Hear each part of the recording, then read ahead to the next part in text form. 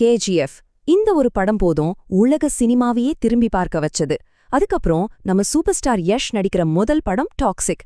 இந்த படத்துக்கு ஏன் இவ்ளோ பெரிய ஒரு எதிர்பார்ப்பு? வாங்க இத பத்தி தான் நாம இப்ப முழுசா அலச போறோம். சரி, டாக்ஸிக் படத்தோட இந்த ஹைப்க்கு பின்னாடி என்னதான் இருக்குன்னு தெரிஞ்சுக்கணுமா? அதுக்கு இந்த 5 முக்கியமான விஷயங்களை நம்ம ஒன்னொன்னா பார்க்கலாம். முதல்ல இந்த மொத்த எதிர்பார்ப்புக்கும் யாருங்க காரணம்? வேற யாரு? நம்ம ராக்கி பாய் தான். ஒரு ராஜா மாதிரி அவரோட கம்பேக்குக்காக ரசிகர்கள் வெறித்தனமா காத்துட்டு இருக்காங்க. பாருங்க, இது வெறும் இன்னொரு படம் கிடையாது. கேஜிஎஃப்க்கு அப்புறம் யஷ் என்ன பண்ண போறாருன்னு மொத்த இந்தியாவே எதிர்பார்த்துட்டு இருக்கு. மொழி, மாநிலம்னு எல்லா எல்லையும் தாண்டி ஒரு பேன் இந்தியா சூப்பர் ஸ்டாரா ஒரு உருவானதுக்கு அப்புறம் வர்ற முதல் படம் இது. இது அவரோட அடுத்த கட்டம். நினைச்சு பாருங்க, 2022ல கேஜிஎஃப் சாப்டர் 2 வந்தது. அதுக்கப்புறம் இப்போதான் அவர் ஒரு படத்துல கமிட் ஆகியிருக்காரு. இந்த 2 வருஷ கேப் இருக்கு பாருங்க, அதுதான் ரசிகர்களோட ஆவலை இன்னும் தூண்டி விட்டுருக்கு. இப்போ அந்த கேள்விக்கு பதிலா வந்திருக்கு டாக்ஸிக். சரி, யஷ் வர்றாருன்னு தெரிஞ்சிடுச்சு. ஆனா என்ன மாதிரி ஒரு கதையோட வர்றாரு? டாக்ஸிக், இந்த பேரே ரொம்ப வித்தியாசமா இருக்கே. இதுக்கு பின்னாடி என்ன கதை இருக்கு? வாங்க பார்க்கலாம். முதல்ல இந்த பேரையே பாருங்க, டாக்ஸிக். இதுவே சொல்லுது இது சாதாரண படம் இல்லைன்னு. கூடவே ஒரு tagline, a fairy tale for grown-ups, அதாவது பெரியவங்களுக்கான ஒரு ஃபேரி டேல். இதுல இருந்தே தெரியுதில்ல, நம்ம பார்க்குற வழக்கமான ஆக்ஷன் படமா இது இருக்காது, இது வேற மாதிரி இருக்க போகுதுன்னு. இந்த படம் நம்மள நேரா 90கள்ல இருந்த கோவாவுக்கு கூட்டிட்டு போக போகுது. ஆனா நம்ம பார்க்குற அந்த அழகான கோவா இல்ல, இது கோவாவோட இருண்ட பக்கம். ட்ரக்ஸ், கேங்ஸ்டர்ஸ்னு ரொம்பவே ஒரு ரக்கடான இன்டென்ஸான கதை. சோ ஜாலியா ஒரு படம் பார்க்கலான்னு மட்டும் நினைக்காதீங்க. இப்படி ஒரு பிரம்மாண்டமான படத்தை எடுக்கணும்னா சும்மா இல்ல, அதுக்கு ஒரு பவர்ஃபுல் டீம் வேணும். டாக்ஸிக் படத்தோட டீம்ல இருக்கிற ஒவ்வொருத்தருமே அவங்க ஃபீல்ட்ல பெரிய ஆளுங்க. யஷ் ஒரு பக்கம்னா அவருக்கு ஈக்குவலா ஒரு பெரிய ஸ்டார் காஸ்டே இருக்கு. அதுவும் இந்தியால இருக்கிற எல்லா இண்டஸ்ட்ரியில இருந்தும். கியாரா அத்வானி, நம்ம lady superstar Nayanthara, Huma குரேஷின்னு லிஸ்ட் பெருசா போகுது. உண்மையிலே இது ஒரு பக்கா பேன் இண்டியன் காஸ்டிங். இங்க பாருங்க, இந்த போஸ்டர்ஸ்லாம் சும்மா இல்ல. ஒவ்வொரு கேரக்டரோட ஃபர்ஸ்ட் லுக்கும் ஒரு பெரிய எதிர்பார்ப்ப கிளப்பிருக்கு.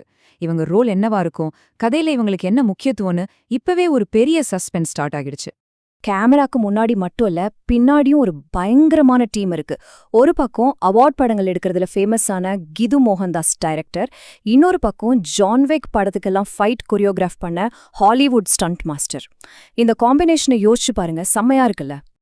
இதுல ரொம்பவே இன்ட்ரெஸ்டிங்கான விஷயம் என்ன தெரியுமா? இந்த படம் வெறும் பேன் இண்டியன் படம் மட்டும் இல்ல, இது ஒரு குளோபல் படம். ஏன்னா இத கன்னடத்திலயும் இங்கிலீஷ்லயும் ஒரே நேரத்துல ஷூட் பண்றாங்க. சோ ஆரம்பத்திலிருந்தே இதோட டார்கெட் இன்டர்நேஷனல் ஆடியன்ஸ் தான். யஷோட 40வது பிறந்த நாளுக்கு ஒரு செம்ம ட்ரீட் கொடுத்தாங்க.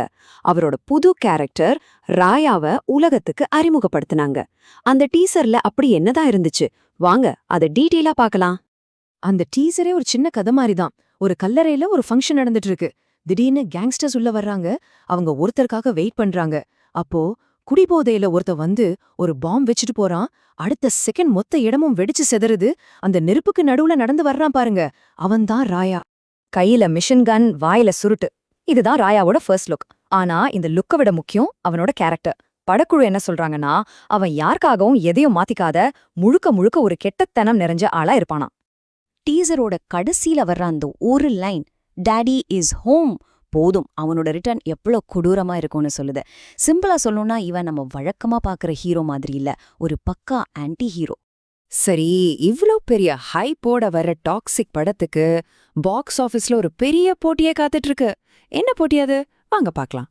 யஷோட டாக்ஸிக் ரிலீஸ் ஆகுற அதே நாள்ல பாலிவுட்ல இருந்து ரன்வீர் சிங்கோட துரந்தர் 2 படமும் ரிலீஸ் ஆகுது.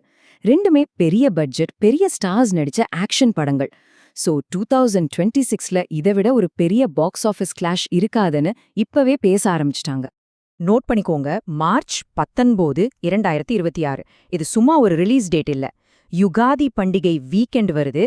சோ ஹாலிடே கலெக்ஷனை அள்ளுறதுக்காகவே கரெக்டா பிளான் பண்ணி ரிலீஸ் பண்றாங்க. கன்னடம், இங்கிலீஷ்னு 2 மொழிகள்ல ஒரிஜினலா ஷூட் பண்றாங்க. அதோட சேர்த்து தமிழ், தெலுங்கு, இந்தி, மலையாளம்னு எல்லா மொழிகள்லயும் டப் பண்ணி ரிலீஸ் பண்றாங்க. கேஜிஎஃப் மாதிரி மொழி ஒரு தடை இல்லைன்னு மறுபடியும் நிரூபிக்க போறாங்க. அப்போ டாக்ஸிக்குங்கிறது வெறும் யஷோட அடுத்த படம்னு மட்டும் பார்க்க முடியாது.